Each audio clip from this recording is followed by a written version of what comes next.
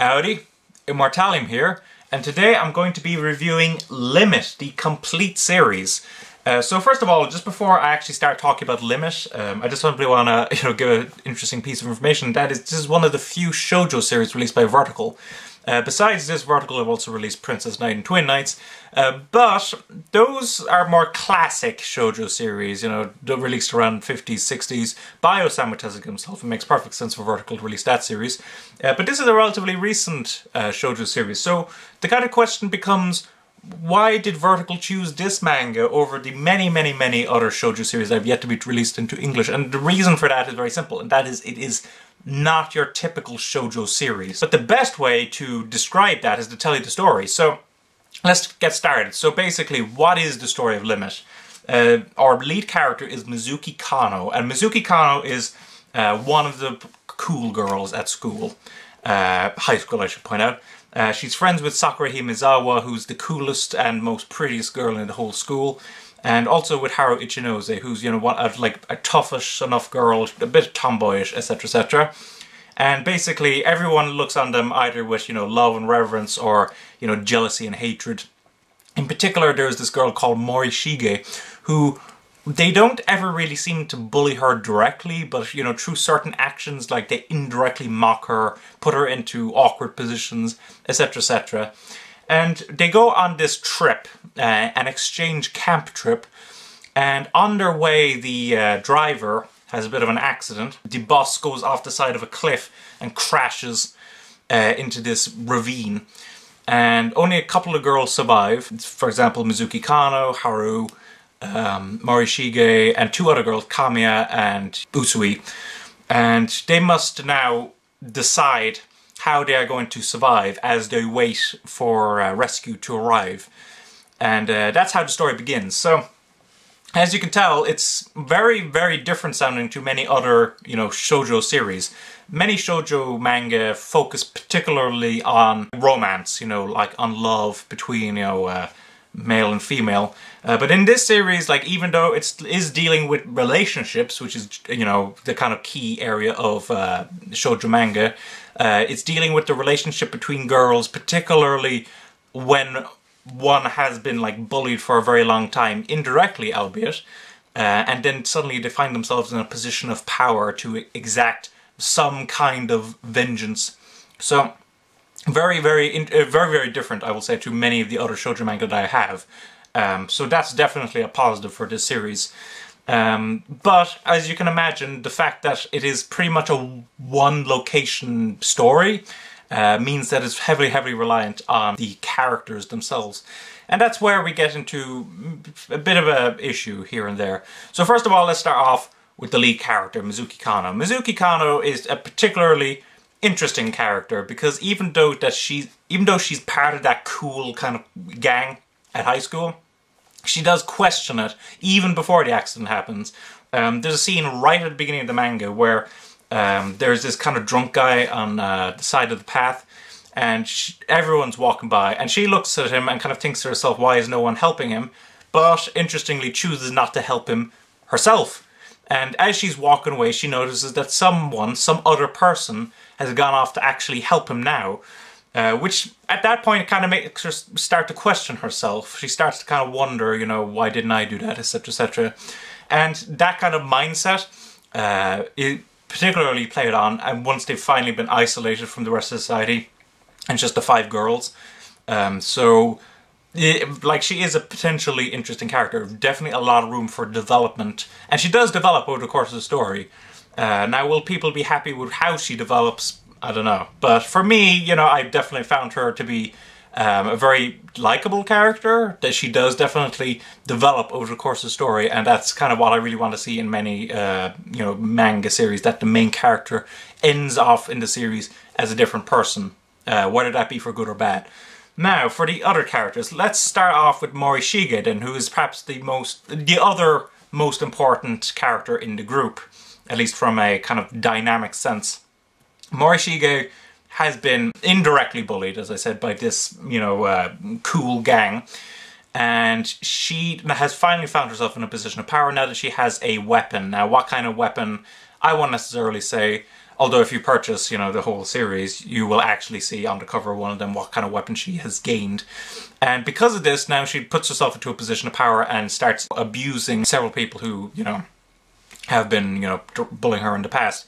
And my issue with kind of that is how rapidly it takes place. Like literally a couple of hours after the accident, you know, she's already, you know, kind of crowning herself empress and, you know, putting, you know, creating a caste system, etc., etc. And I just think it would have worked better if a bit of time had passed, if, you know, fatigue and, you know, everything had started to settle in, and then, you know, the characters started to, you know, lash out at each other. I think that would have been more believable. But I do understand that since this was a serialized series, you know, with chapters released in manga, she needed to start, you know, the author, I should say, the mangaka, needed to kind of start bringing in that conflict pretty fast. So I do understand that, but I don't think it really benefited the whole thing. Now we do get a bit of an explanation for that, like a quote-unquote explanation, I should say, when we find out a bit more about Morishite's past. A tragic past. In fact, it's not really a past, it's more like a present, I should say, a past and present. And we do understand then why she craves power and wants, you know, to exact, you know, like vengeance upon these girls. But even then, it does seem a bit of a stretch that she, you know, snaps so fast. So I do find that a bit awkward. And then a couple other characters like Haru Ichinose, which is the friend, as I said, of Kano. She, again, like, she suffers like a bit of a tragedy right at the beginning, right after the accident. And that kind of makes her kind of mentally unhinged as well, to the point where she almost makes a mistake. Now, after that, she cops on and, you know, actually does start to, you know, bring herself together. But then again, my issue with that was that she snapped way too fast. That I would have thought that waiting a while, letting the fatigue build up, etc., etc., would have been a more believable development. Then we get on to Kamiya. Kamiya being the collected character of the group. She's the one who, you know, is organizing everything. She's, you know, catching the food. She's telling them how to survive, etc., etc. She's been trained, you know, in, you know, surviving in nature. And so she, you know, like organizes everyone so that they can actually survive until help arrives. And, you know, what I do like about her in particular is the fact that while she does seem to be, you know, acting nice to the girls, in general, you know, trying to keep them alive, etc., etc., we do actually learn that there is a sort of a selfish reason that she wants to keep these girls alive. And I thought that was a very interesting thing, you know, that people don't generally help others. They help others so that they can help them. That kind of mindset. So, you know, I really did like that. And again, she develops pretty well over the series. Not quite to the same extent as Kano, but, you know, a nice little development. And then we get to Usui. Usui being perhaps the most uninteresting character of the group in that she doesn't really develop, and she spends pretty much the whole time whining constantly.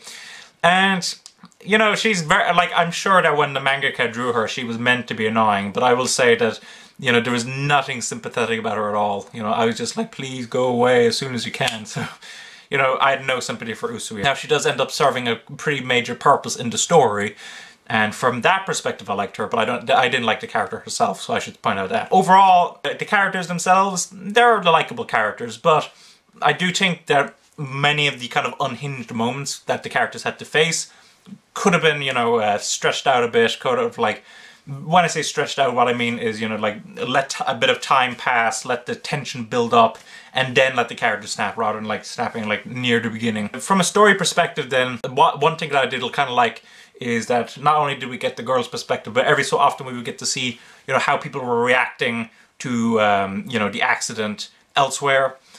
So, you know, like, for a long time, like, the other people don't actually realize that the bus has actually crashed. They think that everything's okay. And then, you know, certain characters start to realize that an accident has happened. And even then, like, some of the characters are trying to figure out, oh, maybe we can kind of try not to let this ruin our reputation, like particularly the bus company. And I thought that was a very interesting perspective, particularly on the way that Japanese businesses run, and most businesses in general. They don't want, you know, like, even these accidents to have any impact on their reputation. So I did like that. And then we got to see, like, a couple of the family members back as well. But in general, most of the story is focused on these girls. And the way that the story itself develops, you know, there's a pretty good few twists and turns, particularly with the introduction of a later character, and, you know, a certain major development that happens about midway through the series. So, you know, it was keeping it fresh in general, you know, the story, introducing new conflicts, etc., etc. And I did like the story's development itself, which, you know, the ending, I did think that, like, Morishige's past and present wasn't really resolved, or at least we didn't get to see it resolved. I guess we can take that maybe there was a bit of resolvement there, but I don't know. So I wasn't too satisfied with that aspect of the ending. But in general, with the rest of the ending and the actual story itself, I did like the actual development. It's just that certain characters I thought could have been developed a little better, particularly near the beginning. Now, onto the artwork. So the artwork of this series is pretty interesting. The characters themselves have some very pleasant designs, you know, pretty detailed hair, large eyes, etc., etc. Just like most shoujo manga. Not too much focus on the backgrounds in general, I notice. Backgrounds are generally, you know, like negative spacing, which kind of makes me think that maybe she didn't have too many assistants to work on the background, so she was focusing mainly on the main characters. But I didn't really mind that. She handled the actual kind of background, the blank negative spacing of the background very well, if you want some examples of that. And then also the other thing I want to point out, the paneling in this series is absolutely superb. I mean, as you guys know, like, I'm absolutely a stickler for paneling, and like, this is probably one of the mangas that I would immediately point to when it comes to, like, how to panel your works in manga. Like, it is just absolutely stellar, the dynamism in this. So from a paneling perspective, I can definitely recommend this. The artwork itself is very pleasant, as I would say. Not like the backgrounds are simplistic, but they're handled, you know, stylishly enough, and the characters themselves are very pleasant looking in general. So I really like that. And then Vertical's treatment of this series is pretty strange, I would say. For one, trim size, it's actually smaller than most of the typical manga. So, like, a standard tankobon volume is this size here. And if we put Limit there, it's this much smaller, which is pretty strange. You know, I was kind of wondering to myself, why did they choose to do that? It kind of reminded me a bit of the Astro Boy volumes I reviewed recently, which had a smaller trim size.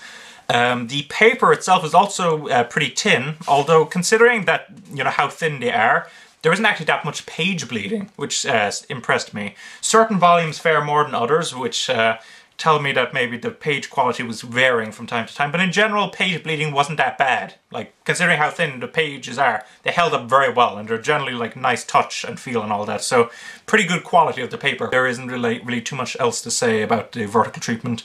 No color pages and all that jazz. So, Vertical's treatment of this, it wasn't bad. It wasn't great either, but it wasn't bad. So, in general, what are my opinions on Limit? In general, I liked the series, and what I really did find it a refreshing change of pace from, you know, the really romance-centric shoujos that, you know, I read quite frequently.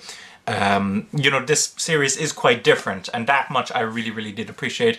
But I do find the devolvement at the beginning, like when the characters descend into anarchy, a bit too quick-paced. I would have liked it to actually have just taken its time and just let the tension build up.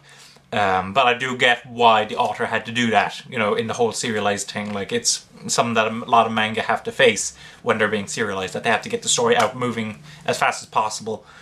So, yeah, that's my general kind of opinion on Limit. Overall, I would recommend this, particularly if you're looking for a shoujo that isn't necessarily focused on romance, and maybe something that, like, if you're into Lord of Flies, or know of Lord of Flies, then maybe, like, you know, this is kind of similar-ish to that, so maybe you could, you know, give that a go.